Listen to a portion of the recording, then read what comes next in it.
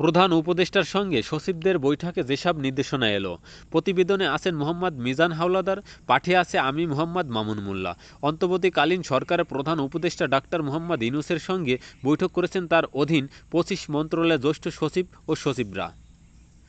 আজ সোমবার সচিবালয়ে বৈঠক শেষে ব্রিফিং করেন জনপ্রশাসন মন্ত্রণালয়ের জ্যেষ্ঠ সচিব মেজবাহ উদ্দিন চৌধুরী। জনপ্রশাসন সচিব জানান, সব মন্ত্রণালয়ের কাজ দ্রুত চালু করার নির্দেশনা দিয়েছেন প্রধান উপদেষ্টা। এজন্য ৭ দিন সময় দিয়ে এখন থেকে অগ্রাধিকার ভিত্তিতে কাজ করার নির্দেশনা দিয়েছেন। সচিব বলেন, গত কয়েক বছর যারা পদোন্নতি থেকে বঞ্চিত হয়েছেন তাদের দাবিগুলো শুনে শিগগিরই সিদ্ধান্ত হবে।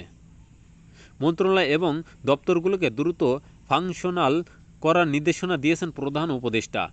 জনপ্রশাসন সচিব বলেন, যেসব মন্ত্রণালয়ের আগে মন্ত্রী ছিলেন সেসব মন্ত্রণালয়ের কাজ যাতে স্থবির হয়ে না যায়, সচিবরা সেসব কাজ নিজ উদ্যোগে যাতে শুরু করেন তা নিয়ে নির্দেশনা দিয়েছেন প্রধান উপদেষ্টা।